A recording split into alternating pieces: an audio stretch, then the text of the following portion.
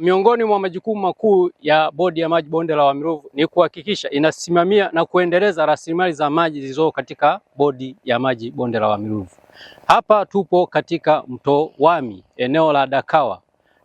Kutokana na mvua zilizonyesha katika uwanda wa juu kabisa wa kidakio hiki cha Wami na ulisababisha athari mbalimbali ikiwemo mto kupoteza uelekeo wake wa asili na hivyo kuleta madhara ya upatikanaji wa maji katika miundombinu ya serikali iliyowekezwa hasa katika uwanda wa chini, eneo la skimu ya umwagiliaji wa Wakuda, eneo la Mtibwa pamoja na watumiaji wengine wakuu walioko katika uwanda wa chini kabisa wa kidakio hiki cha Wami.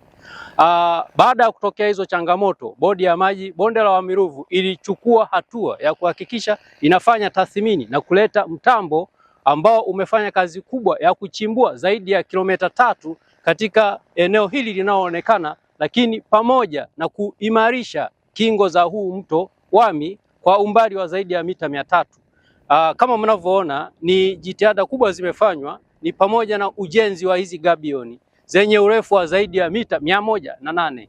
Mto huu mwaka jana ulipoteza uelekeo, badala ya kupita katika njia kwenye kituo chetu cha kusukumiza maji ikakatiza akapita pembeni.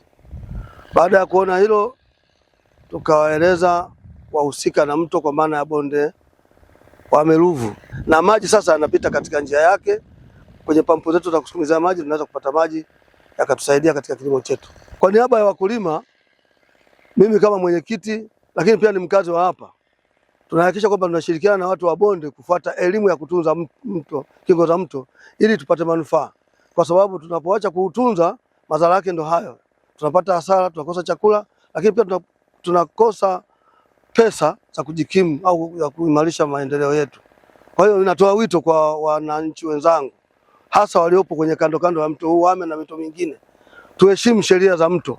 Kwanza kabisa ningependa kutoa shukrani kwa sababu hali iliyopo mnayoiona hii, msimu uliopita tulikuwa ni hatari.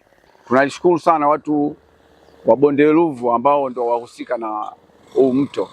Zoezi hili la urejeshaji wa mto eneo la Dakawa, halmashauri ya wilaya ya Mvomero, limekamilika kwa 100%, na sasa mto uko salama na maji yanaendelea kutiririka katika njia yake ya asili na kuendelea kuwanufaisha wananchi waliowekeza miundombinu yao ya kuhakikisha wanajikwamua kiuchumi. Bodi ya Maji Bonde la Wami Ruvu inaendelea kufanya tathmini katika maeneo mengine yaliyopata athari hizi za mito kuacha njia zake za asili na kuendelea kuwahamasisha wananchi kuhakikisha wanatunza na kuhifadhi kingo za mita 60 na kuendelea kupunguza hizi athari ambazo zinaweza kujitokeza za mto kuacha njia zake za asili.